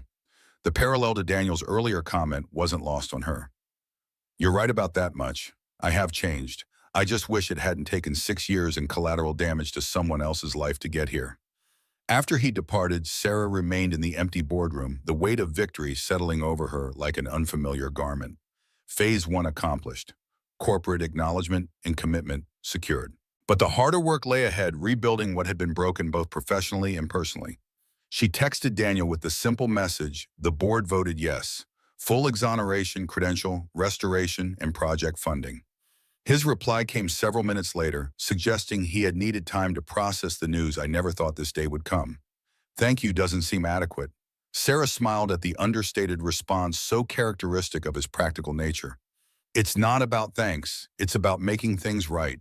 See you at therapy session this afternoon. His final text contained unexpected emotion beneath the simple words, Leah and I will be waiting, with all the paper cranes you could possibly need. Sarah closed her eyes, feeling the convergence of past and future, the unexpected healing that had emerged from confronting old wounds. In the stillness of the boardroom where corporate decisions had altered the course of multiple lives, she allowed herself to acknowledge the truth that had been gradually forming over these weeks of collaboration. The explosion had shattered more than her physical abilities. It had fractured her connection to her own humanity, her original purpose, her capacity for trust. Working with Daniel, seeing his resilience and integrity, despite everything he had endured, had begun restoring pieces of herself she hadn't realized were missing. When she finally left the boardroom, it was with the lightened spirit of someone who had set down a burden carried too long. The difficult conversations, legal complexities, and corporate politics that would follow seemed manageable now, challenges rather than obstacles on a path that finally felt true. The first snowfall of December transformed Georgetown's industrial landscape, softening hard edges and muffling the mechanical hum of the workshop. 3 months had passed since the board meeting that had changed everything. 3 months of legal proceedings, public statements, and fundamental restructuring that had breathed new life into what had once been Daniel's modest repair shop. Sarah watched the snow accumulate on the windowsill as morning light filtered through the expanded facility. The hand-painted Cole Adaptive Solutions sign had been replaced with one reading, Phoenix Mobility, a name she had suggested during a late-night planning session. Daniel had hesitated initially, then embraced it with unexpected enthusiasm. Rising from ashes, creating something new from destruction, the metaphor resonated with both their journeys. The workshop had expanded into adjacent units, tripling their operational space. Where once stood a single workbench, now sprawled distinct departments, a fabrication lab equipped with tools secured through tech-ability partnerships, a testing area with instrumented platforms to measure weight distribution and gait metrics, and a dedicated therapy space with proper medical equipment. The transformation from backroom operation to legitimate medical technology provider was nearly complete. Today marked a significant milestone, the arrival of their first manufacturing components for mass production of the standing frame, now officially designated the Cole-Miller Adaptive Support System. After months of regulatory navigation, the FDA had finally approved their design for clinical use. Production would begin next week, with the first units reaching patients by February.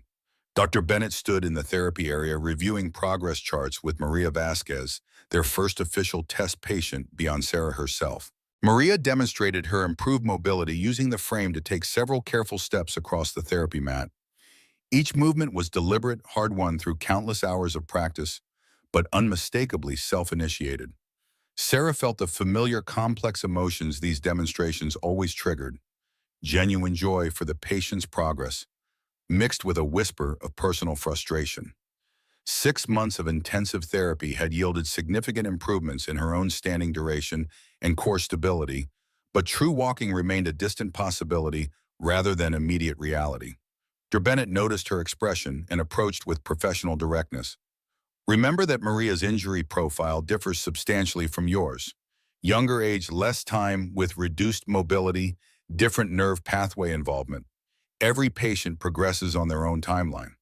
The doctor's reminder helped Sarah recalibrate expectations, both for herself and for future patients. Standardized expectations were the antithesis of their approach at Phoenix Mobility, where individualized adaptation was fundamental to both mechanical design and therapy protocols. The workshop door opened, bringing a gust of cold air as Daniel and Leah returned from their midday school run. Leah's entrance transformed the clinical atmosphere, her cheerful energy and rapid-fire questions bringing warmth to the utilitarian space. At 9 years old, she had appointed herself unofficial welcomer for visitors and documentary specialist for patient progress. Did I miss Maria walking? Leah's disappointed expression shifted quickly to determination. Can you show me again? Please, I'm collecting walking videos for my science fair presentation. The science project had evolved considerably from classroom assignment to multi-patient case study. Leah's initial documentation had so impressed her teacher that the school had invited university researchers to view her presentation, leading to discussions about a formal outcome study tracking Phoenix Mobility's patients. While Maria demonstrated her walking again for Leah's careful recording, Daniel joined Sarah near the component shipment, examining the manufacturing materials with critical attention to quality. Everything meets specification, he confirmed, completing his inspection. Production schedule remains on target. The transition in their professional relationship had unfolded gradually over these months, from cautious collaboration to genuine partnership. Daniel's engineering license had been restored through the legal remediation process, allowing him to officially lead product development. Sarah had stepped back from daily tech-ability operations to focus on establishing Phoenix Mobility as a separate but affiliated entity, one that maintained independence while benefiting from corporate resources. Any word from the remaining regulators? Sarah asked, knowing several hurdles remained before full market approval. Daniel's expression tightened slightly. Still requesting additional testing data. Apparently, our patient sample size is statistically insignificant, despite the consistent positive outcomes. The frustration in his voice reflected their ongoing battle with regulatory frameworks designed for conventional medical devices. The Cole-Miller system defied categorization, more adaptable than traditional standing frames, but less complex than robotic exoskeletons, offering functionality at a fraction of the cost of either alternative. We'll invite the reviewers here, Sarah decided. Let them see actual patients using the device. Clinical data matters, but human experience creates converts. The workshop phone rang, interrupting their discussion. Daniel answered, his expression shifting from professional neutrality to concern as he listened. The conversation was brief, ending with a simple, "I understand, we'll be ready."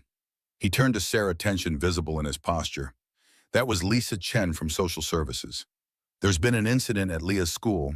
Another student accessed news articles about the accident on a classroom tablet, started asking Leah questions about you being injured and me being responsible. Sarah glanced toward Leah, still happily recording Maria's therapy session, blissfully unaware of the conversation.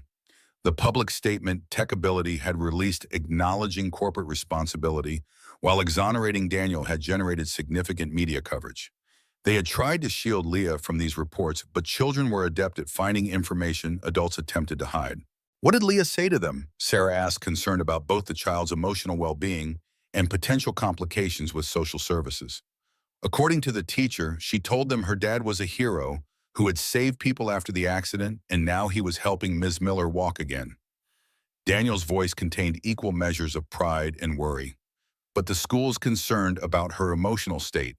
They've asked if a social worker can observe our home environment, make sure she's processing everything healthily. The request seemed reasonable on the surface, but both recognized the underlying scrutiny it represented. Their unusual arrangement, former corporate adversaries, now business partners, spending significant time together with a child who had witnessed their complicated history, naturally raised institutional questions. When is the visit? Sarah asked, already mentally reorganizing her schedule. Tomorrow afternoon. Lisa wants to see our actual living situation, not just the workshop. This presented a complication Sarah hadn't anticipated. Despite months of close collaboration and developing friendship, she had never visited Daniel and Leah's home. Their relationship had remained centered around the workshop therapy sessions and occasional shared meals in the small kitchen area. The boundary between professional partnership and personal involvement had been carefully maintained, an unspoken agreement that seemed suddenly fragile. I should make myself scarce tomorrow, she suggested, offering the simplest solution. This is about your home environment with Leah, not our business relationship. Daniel considered this, then shook his head. Lisa specifically mentioned wanting to understand how Leah is processing her relationship with you given the history. Your absence would raise more questions than it answers. The implication hung between them. Their partnership had developed into something that affected Leah's life significantly enough to warrant professional evaluation. Whether they had intended it or not, they had created a complex emotional ecosystem that extended beyond business collaboration. "Then I'll be there," Sarah promised. "Whatever helps make this easier for Leah." Daniel's relief was visible, a rare crack in his carefully maintained self-sufficiency. The social worker visit represented one of the few situations where his practical competence couldn't simply solve the problem. Institutional judgment of his parenting couldn't be addressed with mechanical solutions or engineering principles. Daniel's apartment surprised Sarah with its warmth and character. Located above a family-owned bookstore in a modest residential neighborhood, the two-bedroom space featured walls painted in cheerful colors, furniture chosen for comfort rather than style, and Leah's artwork prominently displayed throughout. Sarah had arrived early for the social worker visit, wanting to establish comfort in this new context before additional scrutiny arrived. Daniel had greeted her with uncharacteristic nervousness, clearly feeling exposed by her presence in his private space. The kitchen showed evidence of active use. Cooking implements hung on walls within easy reach. Recipe books with marked pages lined a small shelf. A growth chart for Leah marked periodic measurements along the doorframe. This was a home where meals were prepared from scratch rather than delivered, where daily rituals created stability amid limited resources. Leah provided an enthusiastic tour, pointing out special features with proprietary pride. "This is where Dad and I have pancake wars on Sundays. Whoever makes the funniest shape wins. And here's where we read together every night, even though I can read by myself now. Dad does all the voices." These glimpses into their routine revealed layers of connections Sarah hadn't previously observed. The intentional creation of stability through consistent rituals, the prioritization of quality interaction despite financial constraints. The modest apartment contained evidence of thoughtful parenting at every turn. The bookshelf in the living room held volumes ranging from engineering textbooks to children's literature, with a surprising section devoted to spinal cord injury research and rehabilitation techniques. Daniel had clearly educated himself extensively on Sarah's condition beyond what his engineering background would have naturally provided. Leah's room exploded with color and creativity. Walls covered with her artwork, beds surrounded by stuffed animals arranged in careful formation, desk organized with surprising precision for a child her age. The room reflected the dual influences in her life. Creative expression encouraged alongside organizational discipline. Daniel's bedroom, glimpsed briefly through a partially open door, presented stark contrast. Utilitarian, sparse, functional, without unnecessary comfort. He had clearly prioritized creating a nurturing environment for Leah while minimizing his own needs. When Lisa Chen arrived from social services, Sarah was prepared with a deeper understanding of the home environment she was observing. The social worker conducted her evaluation with professional thoroughness, interviewing Leah privately, observing interactions, examining living conditions, and finally sitting down with both adults for a frank discussion. "I understand your situation is unusual," she began, consulting her notes. "Former litigation adversaries, now business partners, spending substantial time together with a child who was initially traumatized by the conflict between you." Sarah nodded, acknowledging the legitimate complexity. "On paper, it sounds concerning, but in practice, we found a way forward that honors truth while creating something positive from a difficult history." Lisa directed her attention to Daniel. "Your daughter spends significant time in a work environment where her father collaborates closely with someone she knows was seriously injured in an incident you were initially blamed for. How do you frame this situation for her?" Daniel considered his answer carefully. "I've always believed children deserve honesty appropriate to their age. Leah knows there was an accident where Sarah was hurt and I was wrongly blamed. She knows we discovered the truth together and are now using that experience to help others with similar injuries." He paused, gathering thoughts. "I've emphasized that sometimes systems fail, but what matters is how we respond to failure, whether we learn and build something better." The social worker made notes, her expression neutral. "And the emotional dynamics between you two children are sensitive to undercurrents adults think they're concealing." Sarah exchanged a glance with Daniel, both recognizing the delicate territory this question approached. Their relationship had evolved beyond professional collaboration, but remained carefully undefined, with boundaries that shifted incrementally over time. We've been transparent about the complex history Sarah offered, but we've also demonstrated that people can work through difficult past experiences to create something valuable together. That's a healthy lesson for any child. That conflict can eventually lead to reconciliation and productive partnership. Lisa nodded, making additional notes. And Ms. Miller, you spend substantial time with Leah. How would you characterize your role in her life? The question struck deeper than anticipated, forcing Sarah to articulate something she had deliberately avoided defining. I'm her father's business partner and friend who shares meals, helps with homework sometimes, and values her perspective on our work. I've been careful not to overreach or create confusion about my position. After completing her assessment, Lisa reviewed her notes before offering her professional judgment. I see a child who is thriving despite complicated circumstances. Leah demonstrates remarkable emotional intelligence, secure attachment to her father, and a healthy understanding of your unusual situation. She views your partnership as a positive example of problem solving and cooperation, not as a source of confusion or distress. The assessment brought visible relief to Daniel, tension releasing from his shoulders. Sarah realized how much this evaluation had worried him, how deeply he feared institutional judgment of his parenting decisions. I do have one recommendation, Lisa added, tempering their relief. Consider family therapy, not because I see problems, but as a preventative measure. As your business grows and your relationships evolve, having professional support for navigating changing dynamics would benefit everyone, especially Leah. The suggestion contained an unspoken recognition of what neither adult had fully acknowledged, that their lives were becoming increasingly intertwined in ways that transcended business partnership, creating a de facto family unit that operated without clear definition or boundaries. After Lisa departed, silence settled between them, the evaluation having surfaced unexamined aspects of their relationship. Daniel busied himself preparing dinner, a routine he clearly found grounding amid emotional complexity, while Sarah helped Leah organize materials for her upcoming science presentation. The domestic scene felt simultaneously natural and extraordinary, comfortable in its execution, but remarkable in its context. 6 months earlier, they had been strangers carrying mutual resentment. Now they moved through shared space with the ease of people accustomed to each other's rhythms.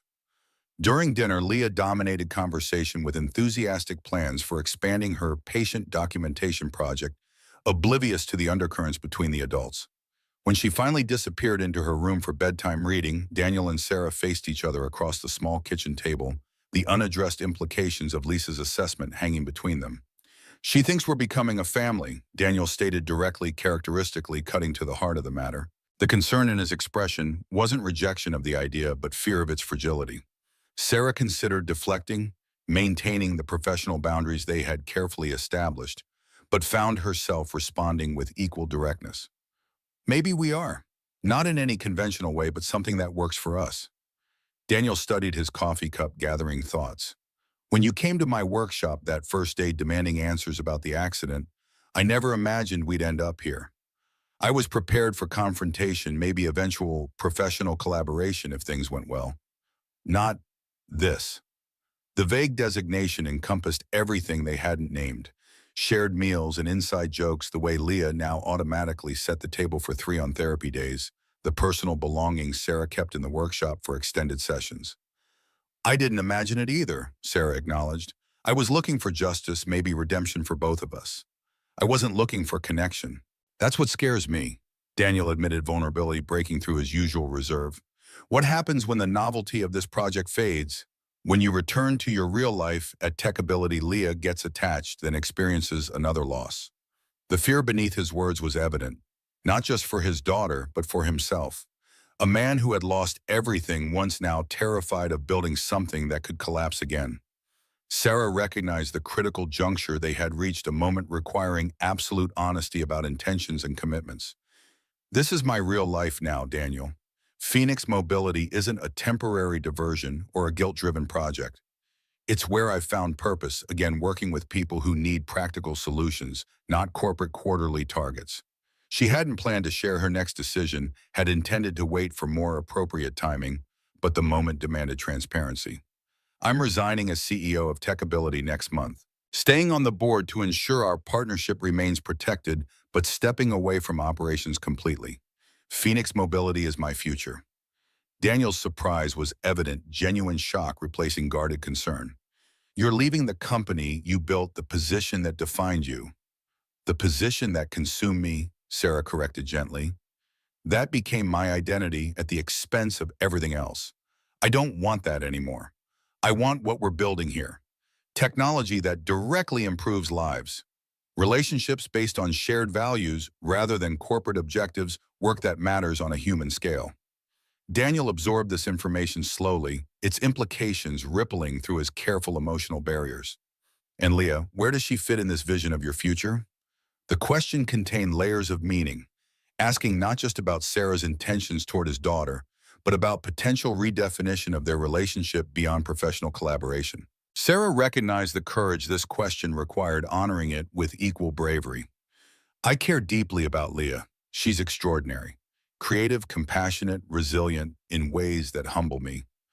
I want to be part of her life in whatever capacity makes sense for all of us. She paused, ensuring her next words reflected genuine commitment rather than emotional impulse. What I do know is that I'm not interested in temporary connections. I'm in this, Phoenix Mobility, our partnership, my relationship with both of you, for the duration, whatever form it takes. Before Daniel could respond, Leah called from her bedroom. Dad, can you and Sarah both come say goodnight? I want to show you my new crane design. The interruption provided welcome transition, postponing conclusions, while reinforcing the reality they were discussing. A child who had already integrated Sarah into her concept of trusted adults who assumed connection rather than questioning its parameters. As they rose to answer Leah's call, Daniel's hand brushed against Sarah's, an incidental contact that lingered momentarily, conveying what words had not yet managed to articulate. Not resolution, but acknowledgement of possibility. Spring sunshine filtered through new leaves on the maple tree they had planted outside Phoenix Mobility during the winter. The sapling had been Leah's idea, a living symbol of their company's growth planted during the official opening celebration. The facility had expanded again now, occupying the entire building with dedicated departments for design, production testing, and therapy. 20 employees worked in carefully organized shifts, many recruited from TechAbility's mobility division with specialized skills in adaptive technology development. Sarah's resignation from TechAbility had become effective 2 months earlier, generating extensive industry commentary.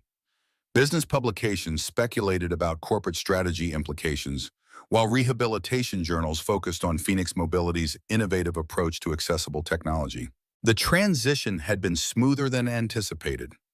Her board position ensured continued partnership with TechAbility's resources, while freedom from corporate obligations allowed her to focus entirely on their rapidly growing venture. Today represented another milestone, the first public demonstration of their most ambitious innovation, yet a modified standing frame incorporating neural feedback technology that enhanced motor learning during rehabilitation. The medical journalists and industry representatives gathered in the presentation area would witness technology that could potentially redefine recovery expectations for partial spinal cord injuries. Sarah watched from the observation area as their newest patient, a 15-year-old boy injured in a skateboarding accident, took his first steps using the production version of the Cole Miller frame. His parents filmed the moment, tears streaming as their son experienced vertical mobility for the first time since his injury 7 months earlier. These moments never lost their impact. The raw emotion, the reclamation of capability, presumed permanently lost the radical shift in possibility horizons. Each successful patient reinforced the value of their work in ways financial metrics could never capture.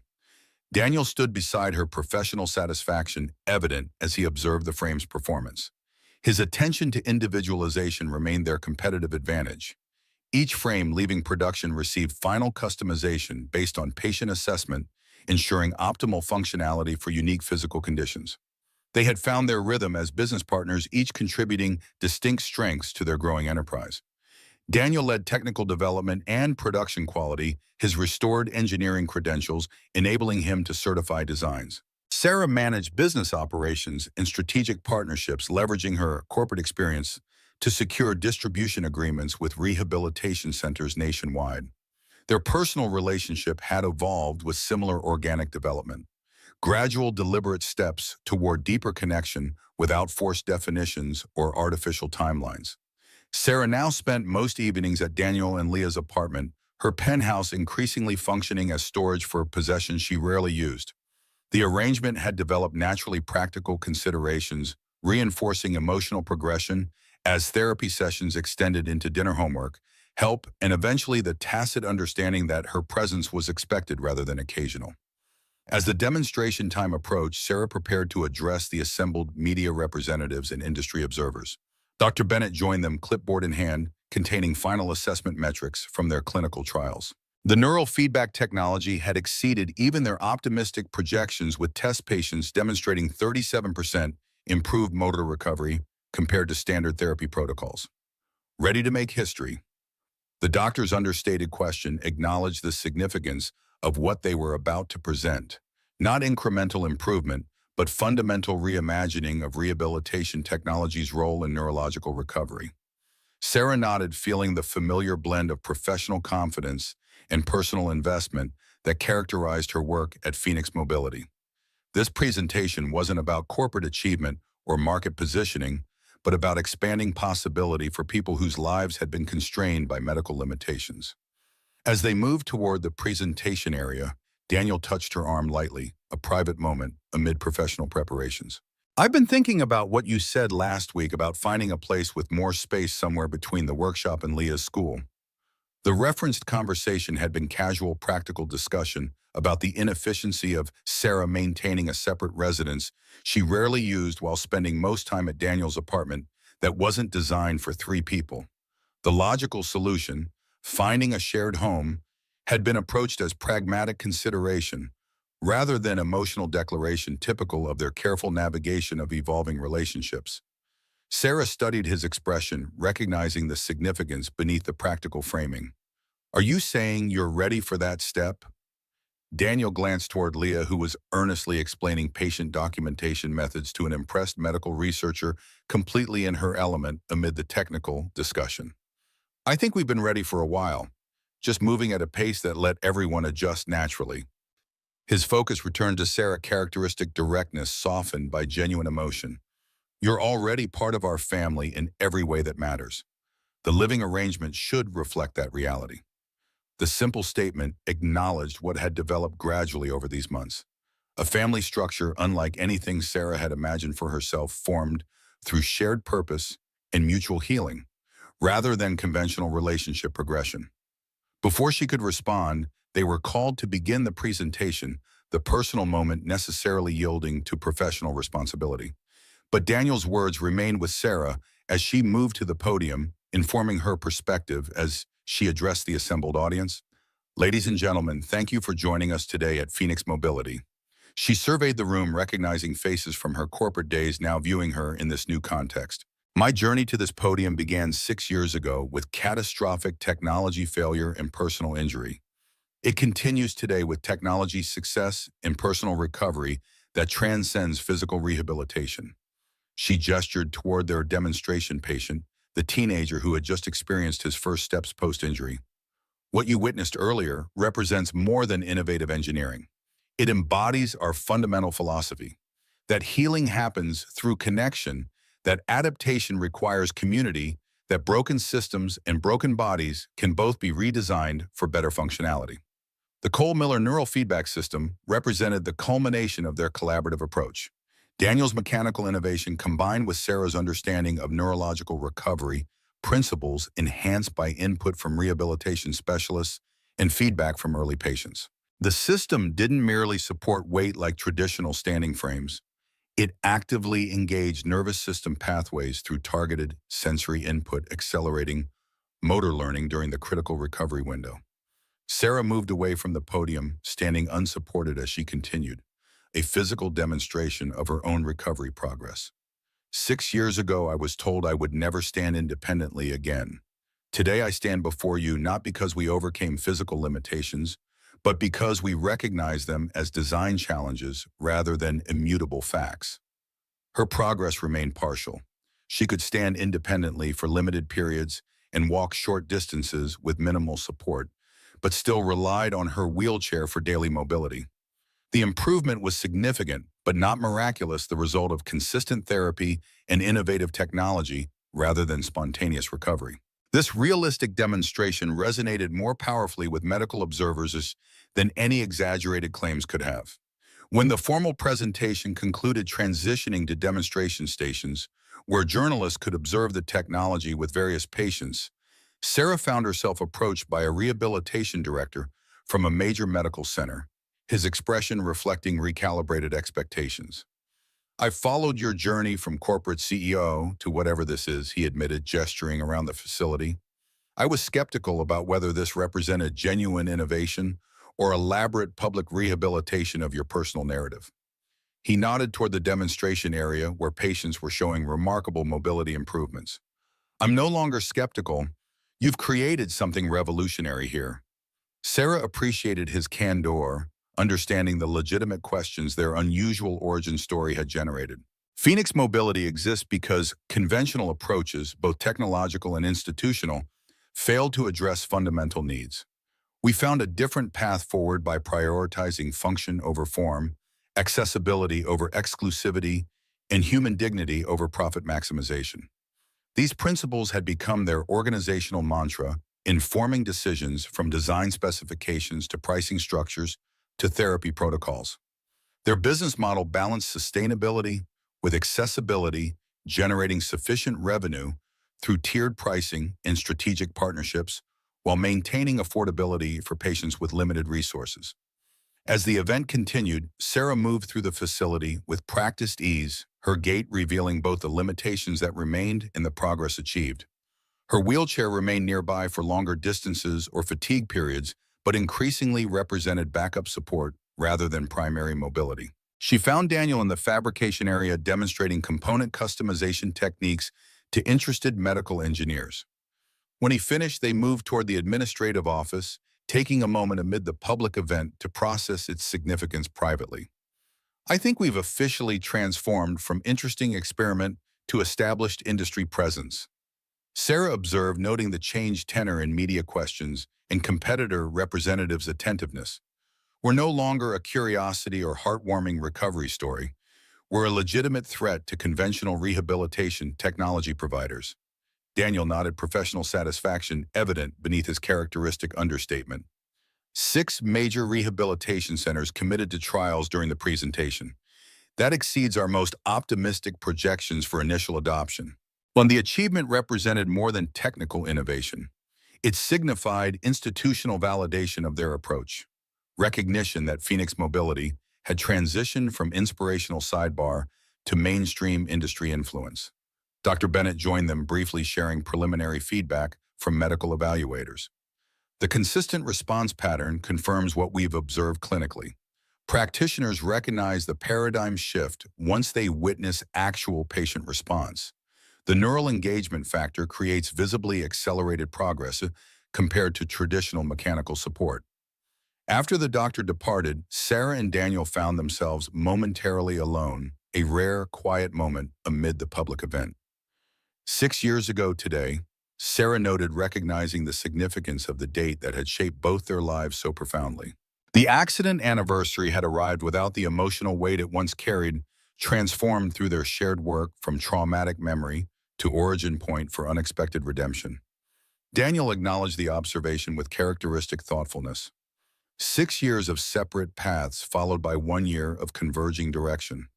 Not what either of us would have chosen, but somehow exactly where we needed to end up.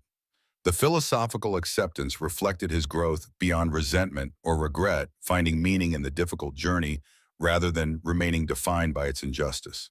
This perspective had gradually influenced Sarah as well, helping her recognize that healing transcended physical recovery to encompass purpose and connection. "I've been thinking about what you said earlier," she responded, returning to their interrupted personal conversation, "about finding a place together, making official what's already reality." "I'd like that," Sarah continued, "not just for practical reasons, but because home isn't about location anymore. It's about where we create meaning together." She glanced through the office window to where Leah was earnestly explaining patient documentation methods to impressed medical researchers. "The 3 of us, we've built something that work something real amid all the broken pieces. Daniel's response came not in words, but in action. Reaching for her hand, the simple connection communicating what elaborate declarations could not. Their relationship had developed through shared purpose and collaborative problem solving, rather than conventional romance building foundation of mutual respect and genuine partnership before allowing emotional vulnerability. Through the window, they watched Leah hang her newest creation. An intricate mobile of orange and blue paper cranes suspended above the rehabilitation area, catching light and creating dancing shadows across the therapy space. The symbolic resonance wasn't lost on either adult.